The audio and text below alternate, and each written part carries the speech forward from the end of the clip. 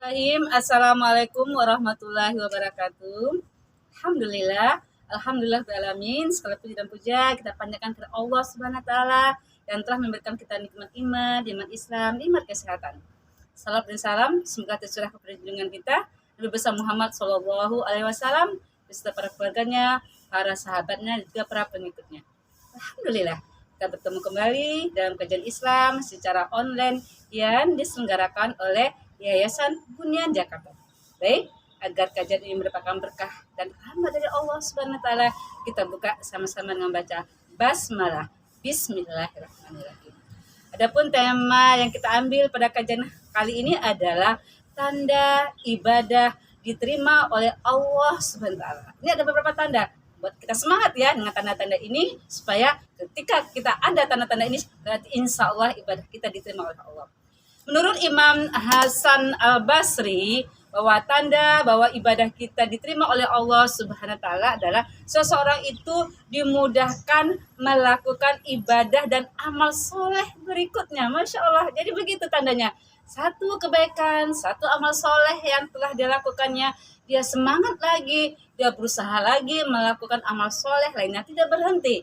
Tapi dia berusaha rasa kurang melakukan kebaikan. Karena itu kata Imam Hasan Al-Basri ya, jadi bagaimana dia melakukan lagi amal-amal berikutnya, dimudahkan dia untuk melakukan amal-amal berikutnya. Bahkan menurut Ibnu Rajab bahwa seorang akan tambah ya semangat dalam ibadah, tanda amalnya diterima menurut Ibnu Rajab tadi ya. Jadi dia semakin semangat beribadah. Karena apa? Karena dia yakin dengan banyak ibadah tadi, dengan banyak kebaikan dan amal soleh itu buat dia senang, bahagia, tentram. Oleh karena itu dia bersemangat melakukan ibadah-ibadah lainnya. Ya. Apalagi tanda ibadah kita diterima oleh Allah Subhanahu wa taala adalah selalu berusaha menghindari perbuatan maksiat.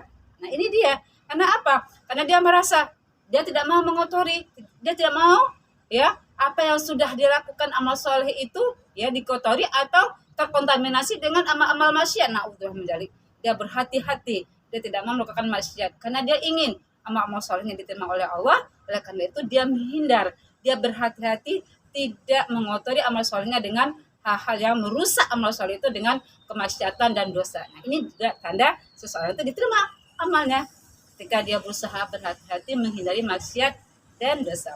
Apalagi orang yang ciri-ciri tanda ataupun ibadahnya diterima adalah dia ikhlas beribadah pada Allah. Ya, karena kalau namanya ikhlas itu hatinya lapang, ikhlas itu berarti dia tidak pernah puas ya beribadah. Karena apa? Dia tahu amal-amalnya masih sedikit ya. Jadi dia tidak merasa lelah, dia tidak merasa capek karena merasakan cinta. Apalagi cinta itu ya dia sangkutkan kepada Allah, dia cinta itu ya dia mengharapkan ridho Allah, itu membuat hatinya ikhlas. Karena orang-orang ikhlas adalah orang-orang yang betul-betul beramal itu memang lapang, tidak ada beban karena mencintai Allah Subhanahu wa taala, ikhlas karena Allah. Apalagi ya, jadi tanda daripada ibadah diterima oleh Allah adalah dia merasakan ada rasa kebahagiaan, ketenangan, ketentraman, tidak ada kekhawatiran dengan urusan-urusan dunia. Ya, urusan-urusan dunia ini adalah sekejap baginya. Ketika ada kenikmatan-kenikmatan, dia selalu bersyukur.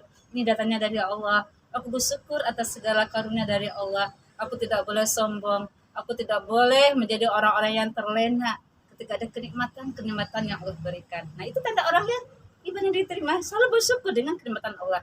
Nah, tetapi ketika ada kesedihan, ada musibah-musibah yang dia hadapi tentang urusan-urusan dunia ini, dia merasa sabar, dia yakin dia tidak sendiri, dia yakin ini semuanya tanda dari Allah, dia husnuzon pada Allah. Bisa jadi kesedihan atau musibah-musibah yang dia dapatkan itu cara Allah mungkin menghapus dosa-dosa kecilnya, jadi hatinya tenang, tidak ada kekhawatiran, tidak ada kesedihan. Begitulah kalau orang yang ibadahnya diterima oleh Allah, hatinya tenang, tentram, tidak ada kekhawatiran dan tidak ada kesedihan. Itu juga dengan dia merasa ibadah yang dia lakukan itu adalah sesuatu hal yang memang dia inginkan Allah menerima, Allah ridho. Ya, maka dia katakan ya, tidak dia merasa ujub, tidak dia merasa bangga, oh aku sudah banyak ibadah, begitu udah aku nggak ibadah lagi, udah banyak stoknya, enggak demikian.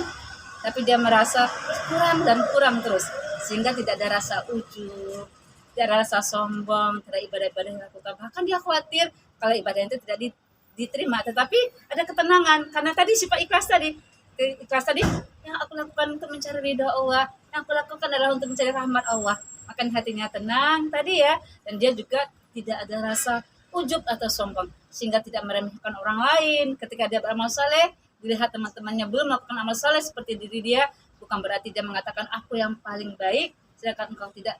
Naudzubillah min dzalik. Tidak ada perasaan seperti itu, karena tanda diterima amal seseorang itu oleh Allah jadi pribadi-pribadi yang santun, pribadi-pribadi yang qanaah, pribadi-pribadi yang rendah hati, bukan ujub. Nah, itulah beberapa hal ya tadi tanda-tanda amal kita diterima oleh Allah.